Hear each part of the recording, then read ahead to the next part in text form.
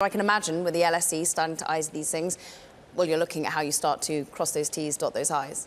Yes, absolutely. So I think this has been quite a while coming, and we're quite excited that the UK is now, looking to allow these listings domestically. It should be quite a important change for the European market. What's interesting, though, is there's still reticence from the UK market on allowing retail ultimately to be having access to such overall assets that are traded in this way. What is the difference that you're seeing between US, between Europe, and potentially between the UK as to whether this is really institutional money they want to bring in or still allow easier access for a retail investor? So we've seen a pretty broad mix. Europe has for a long time, including Switzerland, allowed both retail and institutional investors, and that's been our, bread and butter has been really catering to both for the last 5 years as we've brought these products to market. I think what we're seeing in the US is a little bit different. It's still quite early for big institutions in the US. Mostly they require typically 90 days to assess products and due diligence to allow listings on wirehouses. So that has barely begun, and it's a little bit earlier in its adoption cycle. I think you'll see something similar in the UK over time, that we'll see a little bit more retail participation, but it's early days still for that market. Ophelia, I really appreciated Caroline's question because I feel like we're still trying to understand both kind of what short-term and long-term drivers are at play with Bitcoin in particular, right? I always look at the chart over the weekend because Sunday rolls around, it trades 24/7, and there always seems to be this kind of like start the week with momentum trade on Bitcoin. What do you think has happened in just the last 4 or 5 days alone? So I think you're seeing, and this is not just the last 4 or 5 days, but I think the last 4 or 5 days are a big part of this narrative, is we're seeing institutional adoption in the US. It's quite early still, because obviously not all of the wirehouses, not all institutions have access to it, but you're actually beginning to see those types of investors come online, and that's changing Bitcoin's market structure and biasing it towards weekday trading in a way that hasn't historically always been the case when this was a more retail-dominated market, and a market that, quite frankly, had a lot of focus on Asian market hours. You're seeing that come more towards the US from a trading volume perspective, and it's largely being driven by ETF flows, which are trading on US hours and trading on weekdays. I was going to ask you, what are the data sets that you look at each day beyond just the spot price at any given moment? So actually, I don't spend much time looking at the spot price at any given moment. I am typically more interested in fundamentals and what's happening from an on-chain metrics perspective and what's happening within the blockchain community and the blockchain ecosystems. The reason for that is that it's quite sometimes challenging to see signal to noise purely in price action, whereas on-chain metrics are a bit more sophisticated in that way and tell you more about what's actually happening within the blockchain. And so that's actually the basis of one of the products that we operate in the US, is actually productizing those types of metrics into an ETF. But those are typically the things that I look at. What's been so interesting, of course, is the Bitcoin exuberance. Yes, it's solidified it in terms of the dominant player, but still all boats seem to have lifted to a certain degree. I mean, we're starting to talk about meme coins, and some of them are affiliated with politics, others, dog with hat for whatever reason, just catching the meme zeitgeist. But you also offer, there's other products out there that you have, and you have exposure to the likes of Tezos. I'm looking at what you've got, Avalanche, Uniswap. How are you seeing real desire to be going outside Bitcoin and ETH?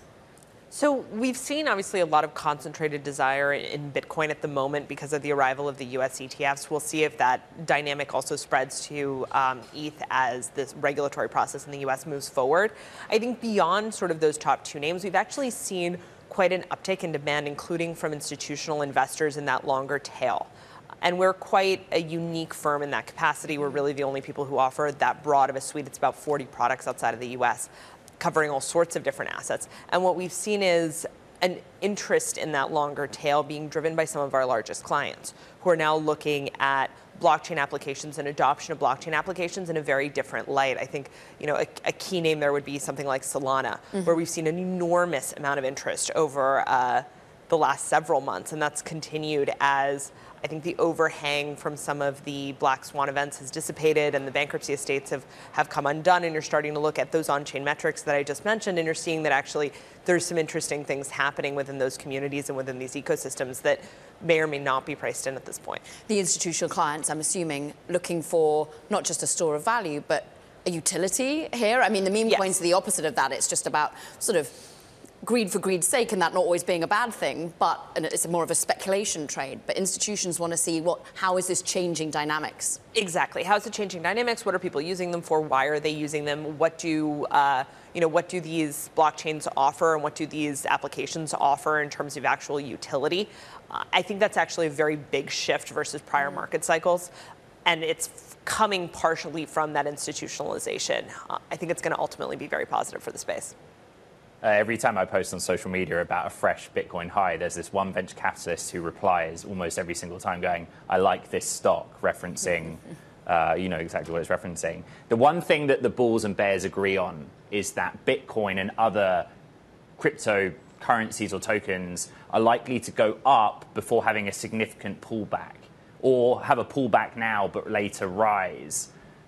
What's your kind of big picture outlook? Do you have a kind of 1 year Bitcoin call, and what is it based on? So I think a lot of that discussion around a potential pullback in the market centers around the halving, the point in time at which the rewards to blockchain miner through Bitcoin miners actually reduces by 50%. The reason people are assuming this is because there's an assumption that that dynamic is priced in some way, and so there'll be some overbought dynamics. I think this is a little bit different than what is currently being discussed. Quite frankly, I think that's a little bit overblown. The size and impact of the halving relative to the size of institutional flows is so asymmetric. I'm not sure it will create as much of a, sell-off event as I think has been predicted, primarily due to just this is not as impactful of an event from a purely numerical order book standpoint as it would have been in previous market cycles. I think as I look longer term, I see quite a bit of upside. The halving, while it can introduce some short-term turbulence, does further restrict the supply side of this market. That ultimately, as long as demand continues, should be a positive indicator for price action. Yeah. That will take a little bit of time. I think as long as you continue to see increased institutional adoption and demand for the US ETFs, for the European ETFs, more broadly from the international investor community, I think that's where you're going to see price continue to come up, and it's something that I'm quite bullish looking towards this year.